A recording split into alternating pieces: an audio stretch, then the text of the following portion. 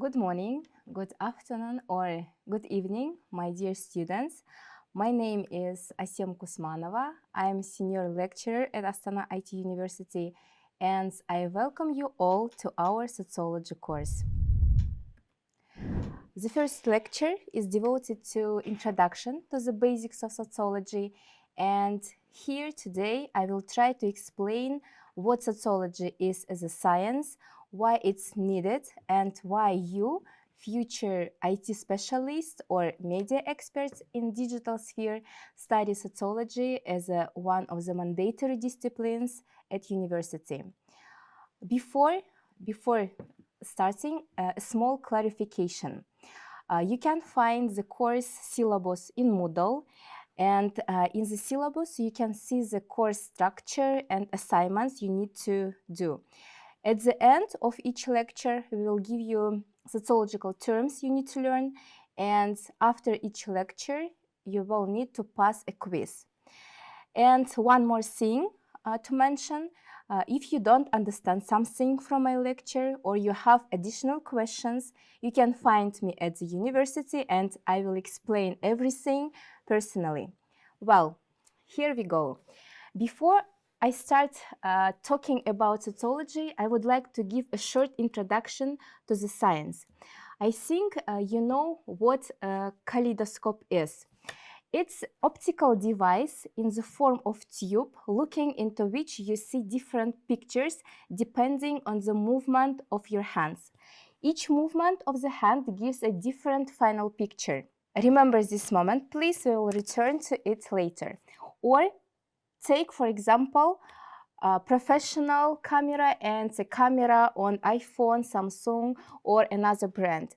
When you take a photo of the same object or yourself with different cameras or your smartphones, you will get different pictures because each device has its own lens and camera setup. These lenses can change how the photo looks in the terms of focus, color, and overall quality.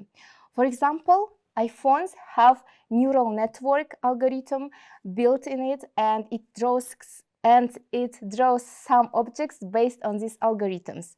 This specifics of camera, which gives different pictures at the output, is called a prism, optics, lenses in the science. In articles and books, you might see phrases like through the prism of Darwin's theory or through the optics of Marx's conflict theory. This means looking at something from the viewpoint of those theories. Just like different camera lenses change how a photo looks, different theories or perspectives change how we understand and interpret information. Each theory or perspective offers a unique way of seeing and understanding the world. So, each science sees processes through its own lens, camera, prism. For example, history studies the past of humanity. Political science studies how power influences people's life. Economic studies how people use limited resources, money, territory, natural resources, oil, for example, to produce goods and services. Psychology studies the mind, emotions, feelings of a person and how they influence on our behavior. All of these listed sciences study a person or society through a certain sight, again, prism or optics.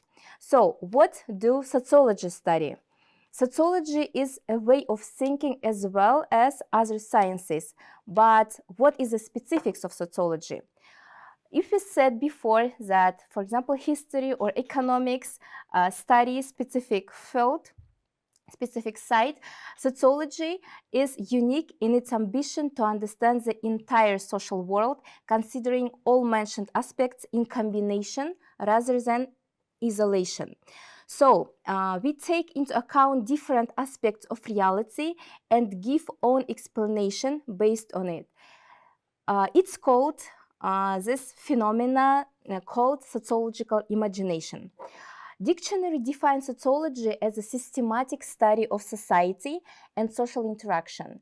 The word sociology is derived from the Latin word socius, companion, and the Greek word logos, speech or reason. So together, the meaning sociology is a recent speech about companionship. Official explanation or definition of sociology as a science, it is a systematic study of all aspects of life designed by the adjective social. For example, the sociologist Dorothy Smith defines the social as the ongoing agreement and coordinating of individuals' activities. Firstly, sociology term was invented by Auguste Comte in his famous work Positive Philosophy in 19th century. On the slides, you can find other definitions of sociology by Emile Durkheim, Small, Kingsley Davis, and other researchers. So, the focal concern of sociology is a question of why people behave themselves in certain way in various situations. For instance, have you think about questions like that? Why some people commit crime? Why some of us pursue the career while others prefer being unemployed? Or why do you guys enrolled in IT major? Or why people over the world buy iPhone every year? Or why some students are very active on the lessons, during the lessons, while others are absolutely indifferent to everything. Why we smoke, get married or divorce, trust or don't trust to politicians. Why some of us believe in God, pray frequently, while others are agnostics. These are just some examples of questions that sociology can answer. And moreover, there will be more than one answer. The answer may be different depending on the camp of thought. So again, the prism.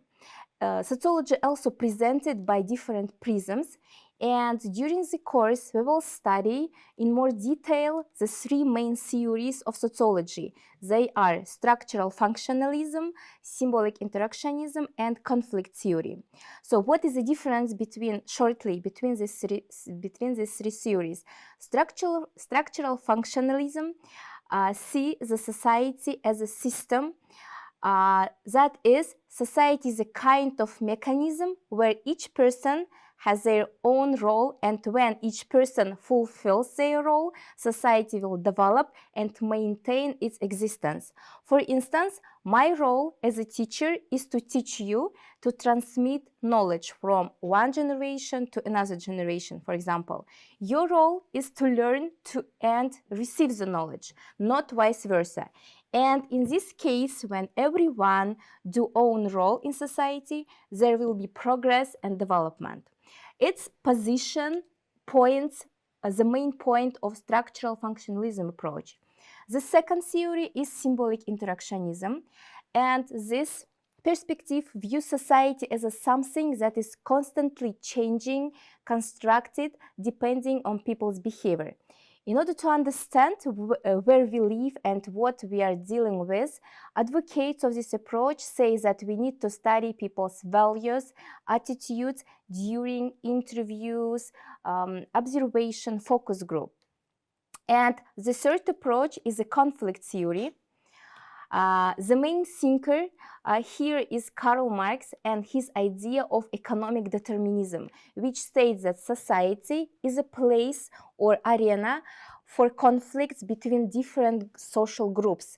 And these different social groups compete with each other for limited resources. For instance, elites conflict for power in the society, in the country. Businesses conflict for consumers. Children of one family fight for the attention of their parents. So this is main idea of conflict theory in sociology. All mentioned approaches, theories are big three grand theories in sociology, and we will look everything during our course through the prism of these main theories. But except them, sociology has lots of perspectives. You can be acquainted with them in books, in articles, and other resources. So To sum up, we can say that sociology provides the lenses for decoding the nature of our preferences, actions, values, attitudes in different aspects. The next question for consideration is functions of sociology. Sociology is a science, the science with the most complex subject. The subject of sociology is social groups, social interactions, and connections. But despite this complexity, sociology has the same goal as all sciences. What is the goal of science? Do you know? As Francis Bacon said, the main goal of science, every science is to make benefits to people, make benefits to humanity. Science has helped and helps us to understand the not understandable and reflect the basic need to understand the world in which we live for our survival and improvement of our quality of the life. So, the better you understand your social world, the better equipped you will be to act responsibly and effectively in these changing, challenging times. The more we know, the more empowered we will be to bring about the changes we want to see.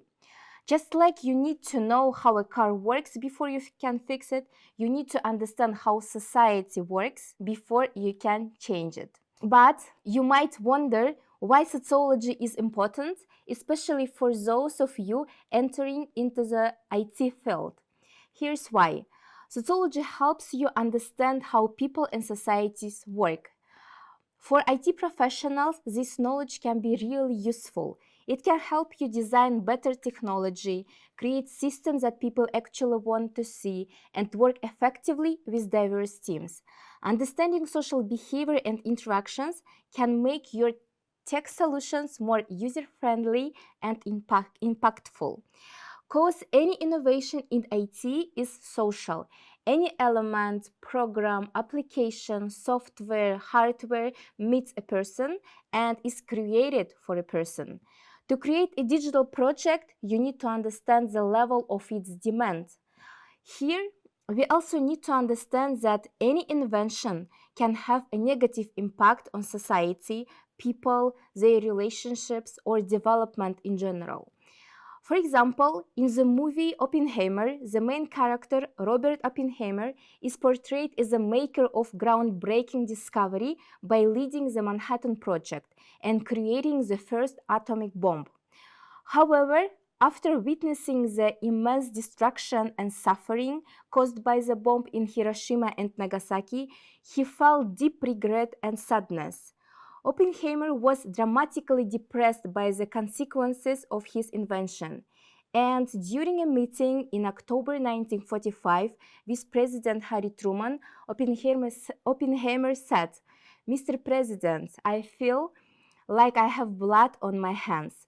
After the atomic bomb was used, Oppenheimer began to speak out against it. He gave speeches criticizing this weapon, which caused a strong reaction from the national security officials. It is example how invention, even so groundbreaking, can have a detrimental effect on society. Or another example, Get Contact app. Do you remember what is this and what was the function? If you don't remember, you can read about the negative impact this app had on people and their relationships. As a result, the app was banned and blocked in many countries, including Kazakhstan. So, to sum up, I want to say that society is changing and technology must change with it. To be aware of what is happening today in IT, it's not enough to know the code, how to do code, how to make code.